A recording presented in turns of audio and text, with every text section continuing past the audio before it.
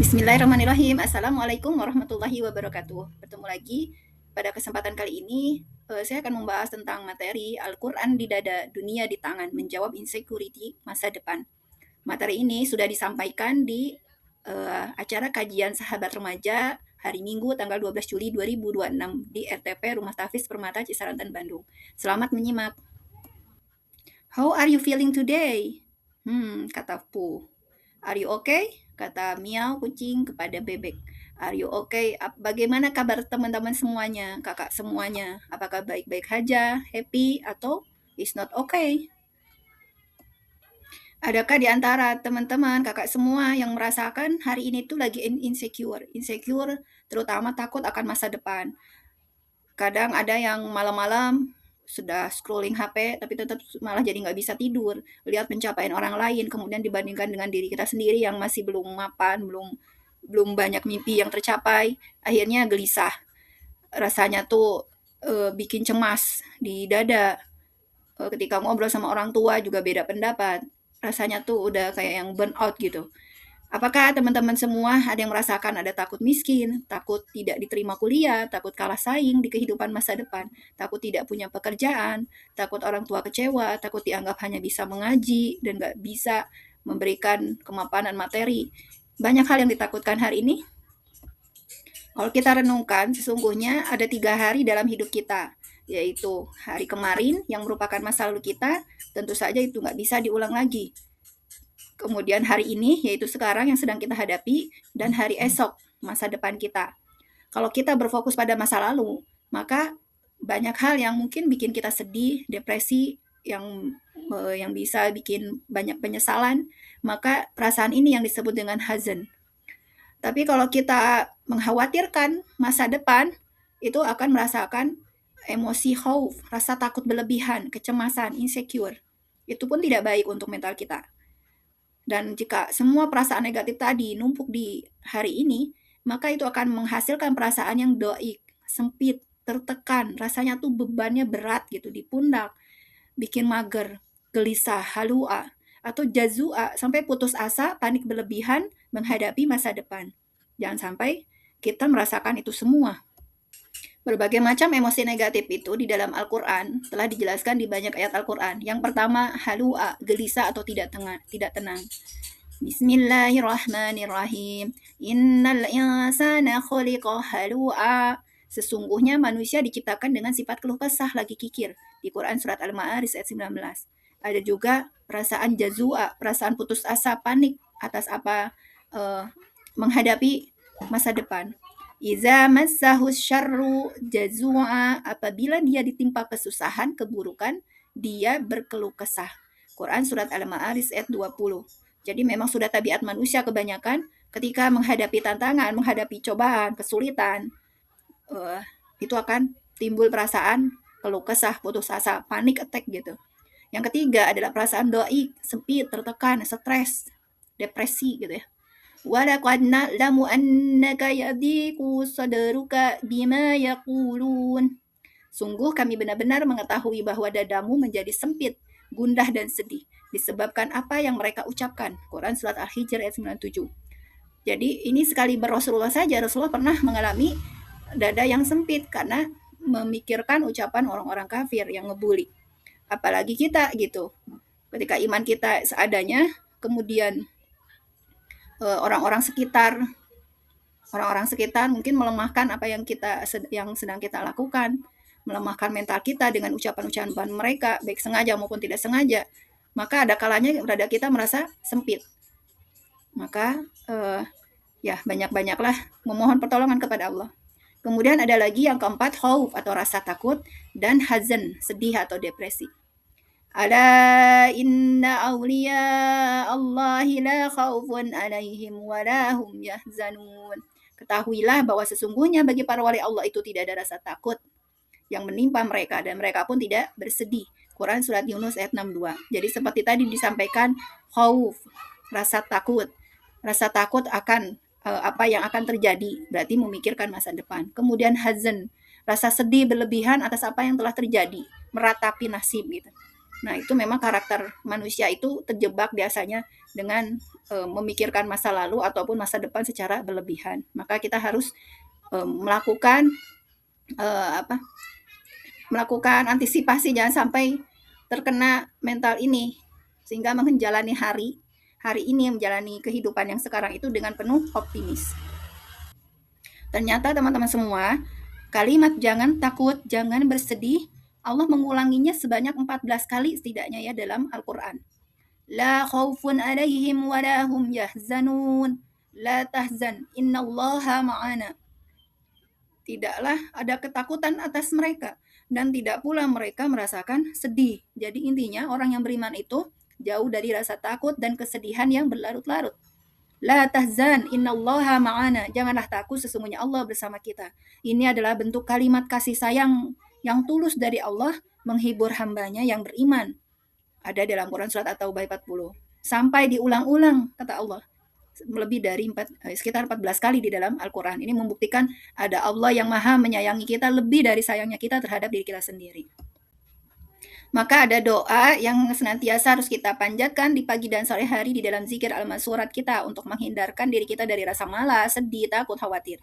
Allahumma inni a'udzubika minal hammi wal hazan wa a'udzubika minal azzi wal kasal wa a'udzubika minal jubni wal bukhli wa a'udzubika min ghalabatid daini wa qahrir rijal. Ya Tuhanku, aku berlindung padamu dari rasa sedih serta duka cita ataupun kecemasan, dari rasa lemah serta kemalasan, dari kebahilan serta sifat pengecut, dari beban hutang serta tekanan orang-orang jahat. Dawamkan ini, insya Allah akan membantu sikap mental yang lebih baik.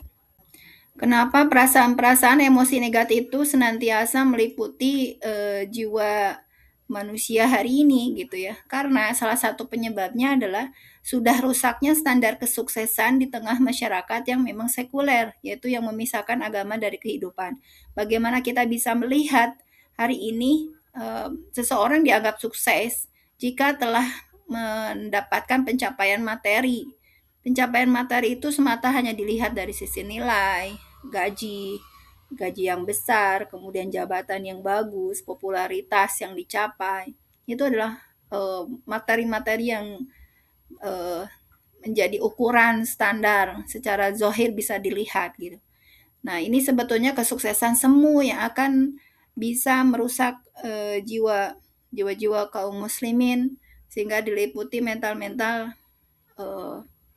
insecure, mental-mental selalu merasa kurang.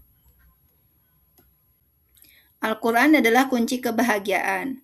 Bagaimana Al-Quran cara pandang terhadap masa depan menurut Al-Quran? Maka salah satunya Allah sampaikan dalam Quran surat At-Tolak ayat 2-3. Wa may yattaqillaha yaj'al lahu makhraja. Barang siapa bertakwa kepada Allah, niscaya Dia akan mengadakan baginya jalan keluar. Maka kuncinya adalah takwa, berjalan dalam koridor syariat Allah. Siapapun yang hari ini sedang merasakan kesempitan di dadanya karena masalah yang sedang dihadapi, merasakan kesedihan, ketakutan, maka kembalilah kepada Allah, kembalilah kepada jalan takwanya Allah. Maka insya Allah nanti Allah akan hadirkan jalan keluar, sebaik-baik jalan keluar itu berasal dari Allah. Kemudian Allah sampaikan lagi, wa ma min dabbatin fil ardi illa 'ala Allah rizquha wa ya'lamu mustaqarraha wa mustaudaha kulla fi kitabim mubin. Tidak ada satupun hewan yang bergerak di atas bumi melainkan dijamin rizkinya oleh Allah. Dia mengetahui tempat kediamannya dan tempat penyimpanannya. Semua tertulis dalam kitab yang nyata yaitu Lauhul Mahfuz. Quran Surat Hud ayat 6. Artinya jangan khawatir bahwa setiap diri kita sudah Allah tetapkan rizkinya. Tinggal kita bergerak, berikhtiar secara optimal, maka insya Allah apa yang sudah menjadi rizki kita akan menghampiri kita. Sebagaimana Allah sudah siapkan makanan bagi cicak yang ada di dinding. Makanannya kok nyamuk yang terbang. Mungkin menurut akal manusia rasanya akan sulit itu untuk mendapatkan nyamuk yang terbang itu.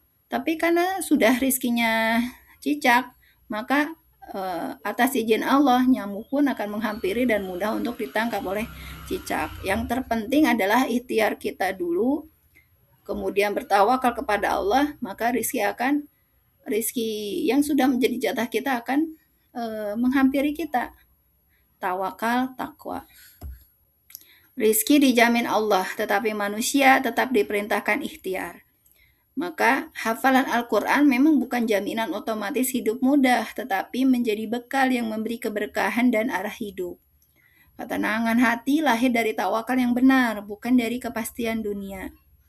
Sebagaimana Allah berfirman dalam Quran Surat Al-Imran ayat 159.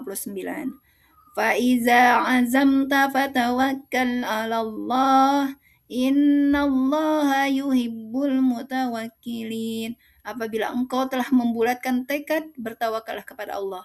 Sesungguhnya Allah mencintai orang-orang yang bertawakal.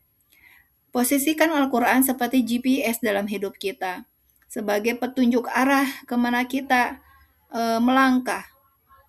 Maka insya Allah jika Al-Quran yang menjadi GPS panduan hidup kita, maka Al-Quran akan membawa kita pada keselamatan jalan di dunia dan hingga negeri akhirat. Mari kita lihat bagaimana sosok para penghafal Al-Quran yang tidak pernah diajarkan menjadi lemah. Yang pertama, ada seorang remaja yang bernama Abdullah ibnu Mas'ud. Beliau adalah termasuk salah satu dari as-sabiqunal awwalun, tepatnya orang yang keenam masuk Islam. Beliau terkenal sebagai remaja jujur yang sangat mencintai Al-Quran, rajin mengajarkannya juga pada yang lain. Beliau pernah mengalami 2 kali bullying. Yang pertama dibully oleh mengalami body shaming ya, oleh sahabat-sahabat yang lain sesama kaum muslimin. Peristiwanya ketika dia mencoba untuk mengambil ranting untuk dijadikan siwak, naik ke pohon. Kemudian ada angin, akhirnya tersingkap betisnya. Terlihat betisnya tuh sangat kurus. Akhirnya diketawain tuh sama para sahabat yang lain. Rasulullah melihat kejadian tersebut. Apa yang membuat kalian tertawa? Lihat saja ya Rasulullah, betisnya sangat kurus gitu. Akhirnya Rasulullah mengatakan bahwasanya jangan kalian menertawakan saudara kalian seperti itu. Sesungguhnya satu betisnya Abdullah bin Mas'ud jika ditimbang dengan amal kebaikan, maka itu lebih berat betisnya dibandingkan gunung Uhud. Luar biasa. Yang kedua, yang pertama tadi berarti menggambarkan bagaimana larangan untuk mengolok-olok yang lain. Itu berarti menggambarkan keutamaan amalan dari seorang remaja yang bernama Abdullah ibnu Mas'ud. Yang kedua, Abdullah ibnu Mas'ud terkenal sebagai sosok remaja yang pemberani. Di usia yang masih muda, belasan tahun, dia menjadi satu-satunya orang, meskipun dengan fisik yang lebih pendek dibanding yang lain, lebih kurus gitu. Tapi tekadnya, keberaniannya luar biasa. Dia satu-satunya orang yang berani untuk membacakan surat Ar-Rahman di Ka'bah. Pada saat itu Ka'bah banyak dikuasai oleh orang-orang kafir Quraisy, tempat ngumpulnya orang-orang kafir gitu. Ketika Abdullah ibnu Mas'ud ini membacakan surat Ar-Rahman, maka pukulan demi pukulan mengenai badan dan mukanya Abdullah ibnu Mas'ud. Jadi dia dikeroyok oleh orang-orang kafir tersebab bacaan Al-Qur'annya. Akhirnya kaum muslimin sangat khawatir dengan kondisinya. Bagaimana engkau Abdullah ibnu Mas'ud? Aku tidak apa-apa, tenang saja. Jika Rasulullah menghendaki aku untuk kembali membacakan ayat Al-Quran, saya siap melakukannya esok hari. Luar biasa. Jadi terkenal sebagai pemberani yang membacakan Quran pada orang kafir meski taruhannya nyawa. Bahkan bacaannya itu sebetulnya sangat merdu. Saking merdunya, saking fasihnya, maka ada sebuah hadis yang menyatakan, hadis riwayat Ahmad, barang siapa ingin membaca Al-Quran sebagaimana diturunkan, hendaklah ia membacanya sebagaimana bacaan Ibnu Ummi Abdi atau Abdullah ibnu Mas'ud. Jadi dijadikan standar bacaan. Dan Rasulullah sering meminta Abdullah bin Mas'ud ini untuk membacakan ayat Al-Quran di hadapan beliau. Yang kedua, ada sosok remaja bernama Zaid bin Sabit. Usianya masih sekitar 10 atau 11 tahun. Berarti sekitar kelas 5 SD. Dia terkenal sebagai remaja penghafal Al-Quran, penterjemah, penulis wahyu, sekretaris pribadi Rasulullah.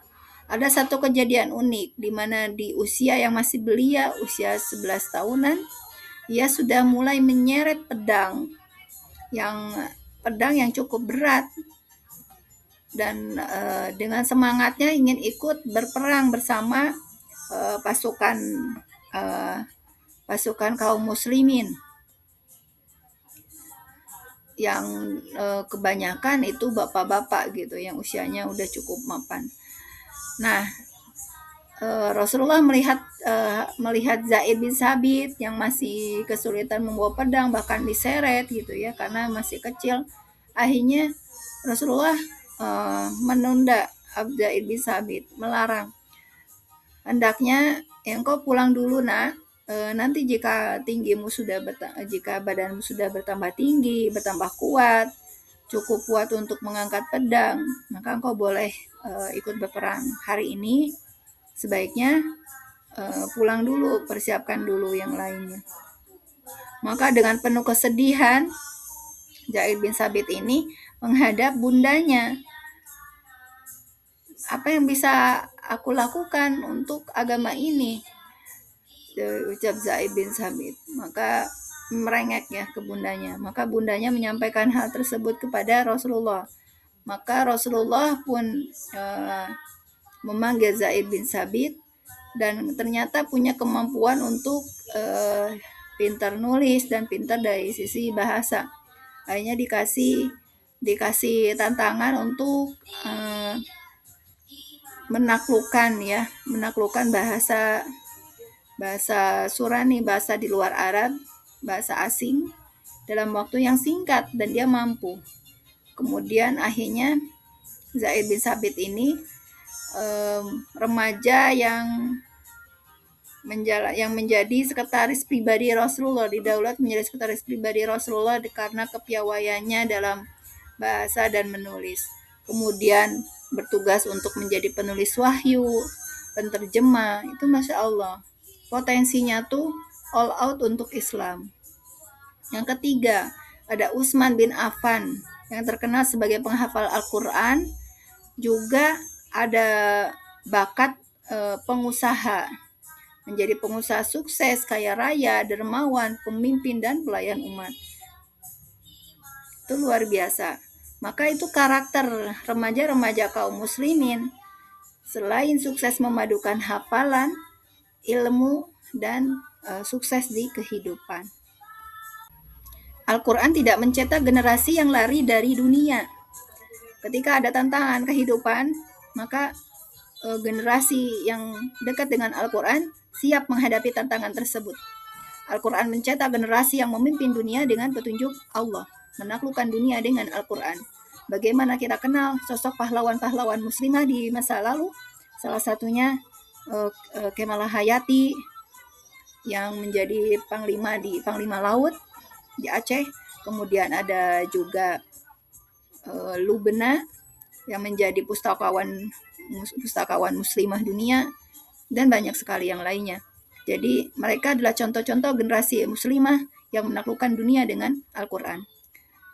Dan dalam Quran surat Al-Furqan ayat 74 Allah sampaikan bagaimana kita harus senantiasa berdoa. Rabbana hablana min azwajina wa zurriyatina qurrata a'yun waj'alna lil muttaqina imama. Dan orang-orang berkata, ya Tuhan kami, anugerahkanlah kepada kami istri-istri kami dan keturunan kami sebagai penyenang hati kami, dan jadikanlah kami imam bagi orang-orang yang bertakwa. Garis bawahnya, kita senantiasa diajarkan untuk berdoa agar menjadi pemimpin orang-orang yang bertakwa. Bukan sekedar menjadi orang bertakwa, tapi harus menjadi pemimpinnya. Karena ini adalah peluang amal jariah yang bisa mengalir hingga akhirat. Pertanyaannya, mengapa umat Islam pernah memimpin peradaban menuju mercusuar peradaban dunia? Bagaimana teman-teman bisa baca di buku Para Panglima Islam Penakluk Dunia. Luar biasa banyak keteladanan di sana. Kita pernah menjadi umat terbaik, pernah menjadi negara adidaya. Tersebab apa? Karena kecintaan kepada Al-Quran berjalan seiring dengan semangat menuntut ilmu dan memberi manfaat. Maka ketika Al-Quran menjadi landasan hidup, akan lahirlah ilmuwan, pemimpin, dan ahli strategi. Contohnya, Muhammad Al-Fatih Ibnu Sina Al-Khawarizmi. Muhammad Al-Fatih di usianya yang masih muda, mampu menjadi pemimpin penakluk Konstantinopel, mampu menguasai banyak bahasa asing, pintar berbagai ilmu, fisika, matematika, geografi, dipadukan dengan kefasihannya dalam Al-Quran. Kemudian Ibnu Sina, selain beliau juga penghafal Quran, tapi juga ahli kedokteran. Kemudian ada Al-Khawarizmi, ini bapak matematika yang penemu algoritma. Luar biasa, menaklukkan dunia dengan Al-Quran. Mari kita bandingkan bagaimana perspektif Islam tentang kesuksesan. Ada standar dunia dan standar Islam. Standar dunia yang penuh dengan aturan sekuler, maka dianggap sukses seseorang jika sudah memiliki gaji yang tinggi, popularitas, terkenal, jabatan yang bagus, kaya raya, dan berbagai prestasi pribadi yang lainnya. Sedangkan standar Islam tidak berpaku pada pencapaian materi semata, tapi apakah tadi berbagai perolehan materi prestasi tadi sudah menghadirkan ridha Allah di dalamnya? Apakah berada di jalan ketakwaan? Apakah dilakukan jabatan itu sebagai amanah yang harus ditunaikan secara tanggung jawab? Kemudian fokusnya bukan kekayaan tapi keberkahan, dan kalau kaum muslimin tidak, hidupnya itu bukan sekedar mengejar prestasi pribadi, tapi bagaimana prestasi manfaat bagi umat. Maka camkan dalam hadis riwayat Tirmizi, Rasulullah bersabda, siapa yang menjadikan akhirat sebagai tujuan utamanya, maka Allah akan memudahkan urusannya yang pertama, kemudian mengkayakan jiwanya, dan duniawi akan datang kepadanya dalam keadaan rendah, tidak bernilai. Jadi kalau kita ingin dikejar-kejar dunia, pastikan kita sedang mengejar akhirat. Nah, selain kita menjadi para penghafal Al-Quran, maka kita pun harus tahu keseluruhan aturan Al-Quran yang sempurna. Jadi, kalau kita mempelajari Al-Quran dengan serius, dengan kesungguhan, dengan seksama, maka kita akan temukan bahwa Al-Quran ini memuat kesempurnaan syariat Islam yang mengatur seluruh aspek kehidupan, dan ini harus kita pelajari. Pastikan setiap langkah kita di semua tataran itu sesuai dengan syariatnya. Islam adalah agama yang diturunkan kepada Rasulullah, kepada Nabi Muhammad melalui malaikat Jibril, yang mengatur hubungan manusia dengan Tuhannya, yaitu perkara akidah dan ibadah, mengatur hubungan manusia dengan diri sendiri, hablum minan nafs, yaitu makanan, minuman, akhlak, kemudian mengatur hubungan manusia dengan sesama manusia berupa aturan muamalah dan ukubat atau persangsian. Dan aturan muamalah ini terdiri dari sistem pemerintahan, sistem ekonomi, sistem pergaulan, sistem pendidikan, politik luar negeri, dan sebagainya. Polexos Budhankam. Kemudian ada sistem sanksi, ada yang terkategori hudud, jinayat, ta'zir, dan mukhalafat. Kesemua ini adalah isi Al-Quran. Makanya bagaimana kalau kita ingin menjadi agar masa depan kita cerah, pastikan kita juga mempelajari kesempurnaan Al-Quran dan berusaha untuk menerapkannya dalam kehidupan. Bagaimana sejarah peradaban Islam membuktikan kepada dunia keberhasilan dunia dihargai dalam Islam selama berada dalam koridor syariat dan menjadi sarana beribadah. Kita akan lihat potret kegemilangan Islam yang menghargai dunia pendidikan. bagaimana di periode kekhalifahan Umar bin Khattab di masa Khulafaur Rasyidin, maka gaji guru umum atau pengajar di Madinah sebagai pendidik gaji pokoknya itu sekitar 15 dinar. Kalau 1 dinar itu 4,25 gram emas, maka tinggal dikalikan, yaitu sekitar 33 sampai 35 juta. Itu adalah angka yang besar dibandingkan dengan zaman hari ini. Kemudian di masa periode kehilafahan Harun ar-Rasyid, Daulah Abbasiyah, begitu pun sama, sangat menghargai jasa guru ahli fikih. Hadis itu dimuliakan. Gaji pokoknya berapa? Sekitar 83,3 dinar atau 1.000 dinar per tahun. Maka sekitar 900 jutaan atau 1 miliar per tahun. Itu luar biasa. Di masa Harun ar-Rasyid, Daulah Abbasiyah juga, itu seorang pendidik atau yang memiliki jabatan sebagai imam al-waqidi, ulama dan ilmuwan spesialis, maka luar biasa fantastis ya gaji yang diberikannya, sekitar 3.333 dinar atau setara dengan 40.000 dinar per tahun, yaitu sekitar 36 miliar per tahun. Dan ini hanya terjadi ketika Islam diterapkan dalam naungan kekhilafan Islam. Pertanyaan berikutnya, mengapa umat mengalami krisis? Kemunduran umat bukan disebabkan Al-Quran atau syariat, tetapi karena umat justru meninggalkan penerapan Islam secara menyeluruh dalam kehidupan. Maka dihasilkanlah kualitas pendidikan yang terpisah dari pembentukan kepribadian Islam dan orientasi peradaban. Dilahirkan kualitas generasi sekuler, generasi yang tidak kenal halal haram, tidak kenal dosa. Mereka akan berbuat sepuas apapun, berbuat sebebas apapun kepada orang lain dengan alasan yang penting suka. Contohnya praktek bullying. Mau ada alasan untuk mau salah atau tidak si korban, tetap dia senang untuk membuli si pelaku ini. Itu salah satu dari lemahnya iman, jauhnya Al-Quran di dada kaum muslimin. Maka solusi hakiki agar kita tidak insecure terhadap masa depan diri kita sendiri, masa depan bangsa kita, maka adalah dengan mengembalikan Islam sebagai sistem kehidupan secara kafah, sehingga lahir generasi yang menguasai ilmu syar'i sekaligus ilmu kehidupan untuk kemaslahatan umat. Maka tugas kita hari ini adalah belajar Islam secara kafah dan memimpin dunia dengan Al-Quran. Teruntuk kakak semuanya yang sedang sekarang berjuang dekat dengan Al-Quran, jika Allah sudah memilihmu menjadi penjaga Al-Quran, maka mengapa masih merasa rendah diri atau insecure? Apakah rasa takut memuncul karena kurangnya kemampuan atau karena ukuran sukses yang keliru? Perlu direnungkan. Jika 10 tahun lagi engkau menjadi dokter, insinyur, guru, pengusaha atau pendidik yang tetap menjaga Al-Quran, maka pertanyaannya pada diri kita, manfaat apa yang ingin engkau berikan untuk umat? Semoga kita menjadi bagian dari roda kebangkitan kaum muslimin. Maka pesan penutupnya, jangan memilih antara Al-Quran atau masa depan. Jadikan Al-Quran sebagai kompas yang mengarahkan masa depanmu.